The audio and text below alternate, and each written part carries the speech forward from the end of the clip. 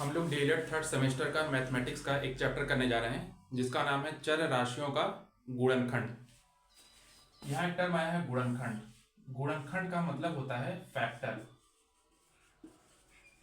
Factor करना। जैसे मान लो मैं बोलूँ 12 है, 12 का गुणनखंड करो, क्या हो सकता है 3 × 4 हो जाएगा गुणनखंड इसका। लेकिन हमें यहाँ पढ़ना है चर राशियों का गुणनखंड। चर राशि वे होती हैं जिनका मान हमेशा बदल जाता है।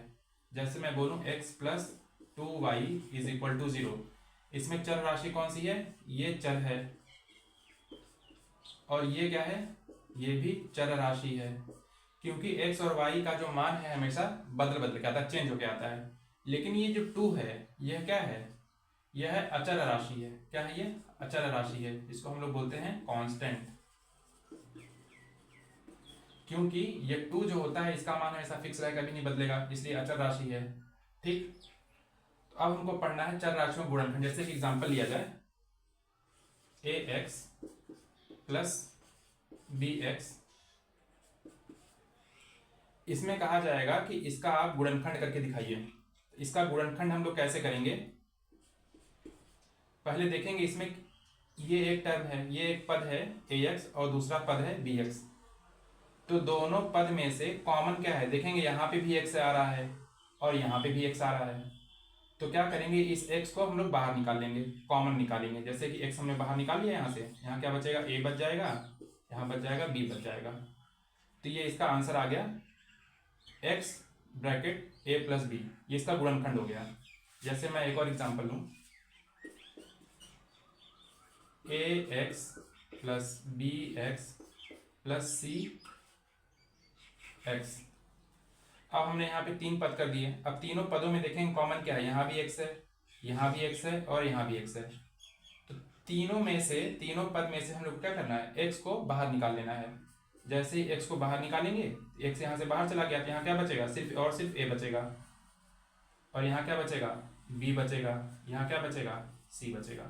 तो ये हमारा इसका फैक्टर हो गया, या बोलेंगे इसका हमने गुणनखंड निकाल लिया। ठीक है।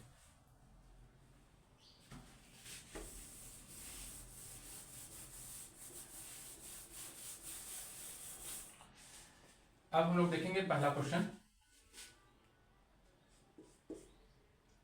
X Y plus Y square plus Y Z. इसमें हम लोग को देखना है कि इसमें कितने पद हैं टोटल। एक पद ये हो गया, 2 पद हो गया, दूसरा पद हो गया, ये तीसरा पद हो गया। तीनों पदों में कॉमन क्या है? यहां भी y आ रहा है, यहां भी y आ रहा है और यहां भी y आ रहा है। तो हम लोग को क्या करना है? तीनों पद में से y को बाहर निकाल लेंगे। y को जैसे ही बाहर निकालेंगे, यहाँ क्या बच जाएगा? x बच जाएगा। यहाँ क्या बच जाएगा? y, यहाँ बचेगा z। ये हमारा फैक्टर हो गया। दूसरा question, ax plus by plus bx plus ay। अब हम लोग देखेंगे कि यहाँ पे टोटल 4 पद हैं। तो हम लोग सबसे पहले देखेंगे कॉमन क्या क्या है। ठीक है। अब देखेंगे पहले और दूसरे पद में, देखेंगे कॉमन क्या है। कुछ नहीं कॉमन दिख रहा है, तो अब हम लोग पहले और तीसरे पद से कंपेयर करेंगे। इसमें और इसमें देखेंगे, इसमें और इसमें देखेंगे। देखो हमको क्या दिख रहा है कि यहाँ भी x है और यहाँ भी x है। तो दोनों पद को पास पास ले आएंगे, और इस वाले पद में और इस वाले पद में क्या कॉमन है? हमको दिख रहा है y कॉमन है, y।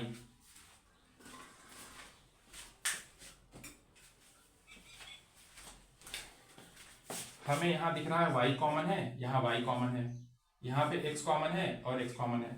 हम लोग क्या करेंगे, जो जो टर्म कॉमन है उसको पास पास लिख देंगे। जैसे ax के पास में हम लोग लेकर आएंगे bx को लेकर के आएंगे। ठीक, प्लस इसको साथ साथ लिख लेंगे, ay के साथ में लिख लेंगे by प्लस ay। अब देखेंगे कि इन दोनों पदों में, 2 पदों में क्या कॉमन है? x कॉमन है, और इन 2 पदों में क्या कॉमन है? y कॉमन है। हमें दिख रहा है ये x यहाँ पे भी है, x यहाँ पे भी है, y यहाँ पे भी है, y यहाँ पे भी है। तो क्या करेंगे हम लोग, दोनों पदों में से पहले x को बाहर निकाल लेंगे। जैसे ही x को बाहर निकालेंगे, क्या बचेगा? यहाँ पे a बच जाएगा और यहाँ पे बच जाएगा b। और यहाँ पे अब इन दोनों पदों में देखेंगे क्या कॉमन है, y कॉमन है, प्लस का साइन लगा देंगे ये, और यहाँ भी y है यहाँ भी y है, तो y को हम लोग बाहर निकालेंगे। यहाँ क्या बचेगा b और यहाँ क्या बचेगा a। अब यहाँ पे देखेंगे a प्लस बी और यहाँ b प्लस ए, दोनों एक ही चीज है, a प्लस बी और b प्लस ए दोनों एक ही होता है, दोनों a प्लस बी दोनों इक्वल है। तो हम लोग क्या करेंगे, a प्लस बी और b प्लस ए को बाहर निकालेंगे, a प्लस बी को बाहर निकालेंगे, यहाँ बच जाएगा x बचेगा, इसको लिख देंगे यहाँ पे, और यहाँ ये पूरा बाहर निकल गया, यहाँ क्या बचेगा y आ गया। तो ये हो गया ऐसा गुणनखंड हो गया, ये इसका आंसर हो गया।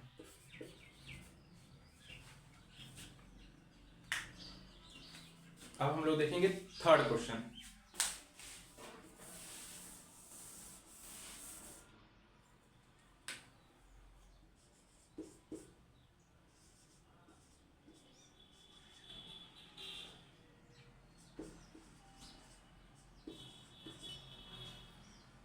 थर्ड क्वेश्चन में देखेंगे हम लोग, पहले दो टर्म में देखेंगे क्या कॉमन है, इन दो टर्म में देखेंगे क्या कॉमन है। क्या दिख रहा है कॉमन हमें दिख रहा है यहाँ पे भी a है और यहाँ पे भी a है, और यहाँ पे भी जो होता है c है, यहाँ पे भी c है। तो जो कॉमन है उसको हम लोग बाहर निकालेंगे। इन दोनों में कॉमन क्या a है, तो पहले दो टर्म में से इसमें से क्या करेंगे, a को बाहर निकालेंगे। तो यहाँ क्या बच जाएगा, a बाहर चला गया तो यहाँ क्या बचेगा, a बचेगा, यहाँ क्या बचेगा, b बचेगा, ठीक। और यहाँ क्या बचेगा, प्लस c को बाहर निकाल लेंगे, यहाँ बचेगा a माइनस b। अब देखेंगे,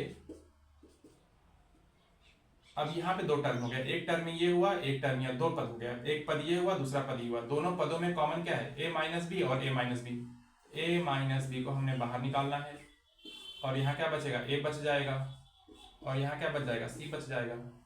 बस हो गया, क्वेश्चन नंबर थर्ड का ये आंसर हो गया, ठीक।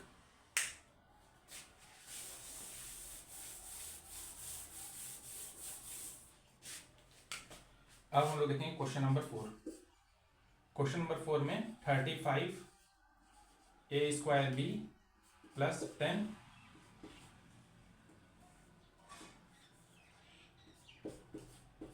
a b स्क्वायर है, ठीक। अब हम लोग देखेंगे इसमें और इसमें क्या कॉमन है। तो पहले हम लोग इसका क्या कर लेते हैं, फैक्टर कर लेते हैं, यानी गुणनखंड निकाल लेते हैं, अलग अलग कर लेते हैं। समझाने के लिए देखो मैं ऐसे इसको लिख दे रहा हूं, 5 into 7 into a square b plus 5 2 into 5 a b square. कोई दिक्कत नहीं है। और देखो 5 यहाँ पे भी आ रहा है, 5 यहाँ पे भी आ रहा है, 5 यहाँ पे भी आ रहा है, दोनों में से 5 को हमने बाहर निकाल लिया।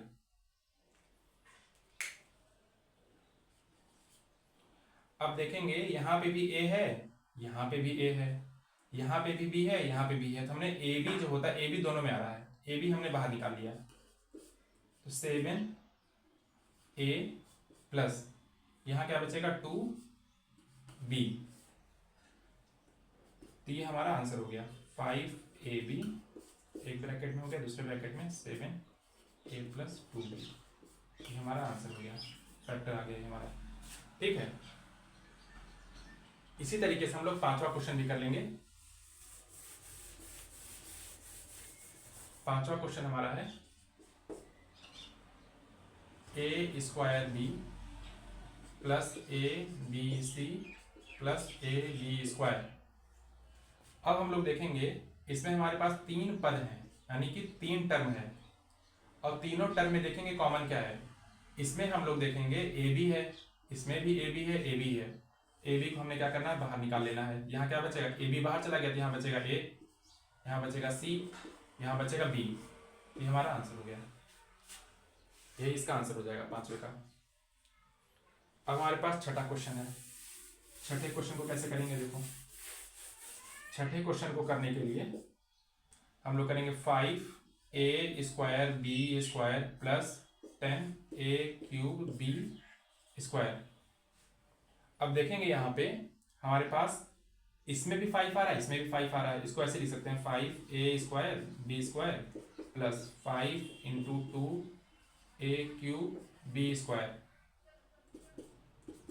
5 को हम लोग बाहर निकाल लेंगे। अब देखेंगे यहाँ पे कि ए स्क्वायर यहाँ भी है, ए स्क्वायर यहाँ भी छुपा हुआ है स्क्वायर। अगर किसी को नहीं समझ में आ रहा तो इसको मैं और एक्सप्लेन करके ऐसे लिख सकता हूँ मैं, 5 A square B square plus 5 into 2 into A square into A into B square. अब दिखा यहाँ पे ए भी स्क्वायर भी है, ए स्क्वायर यहाँ पे बी स्क्वायर है, यहाँ बी स्क्वायर है, यहाँ पे 5 है, यहाँ पे 5 है। तो जो जो कॉमन है, कॉमन मीन जो दोनों जगह है, उसको हम लोग बाहर निकाल लेंगे। दोनों टर्म में आ रहा है, यानी कि 5 भी बाहर निकल जाएगा, ए स्क्वायर भी बाहर निकल जाएगा, बी स्क्वायर भी बाहर निकल जाएगा। तो यहाँ क्या बचेगा, 1 प्लस 2a। ये हमारा आंसर हो जाएगा। ठीक है।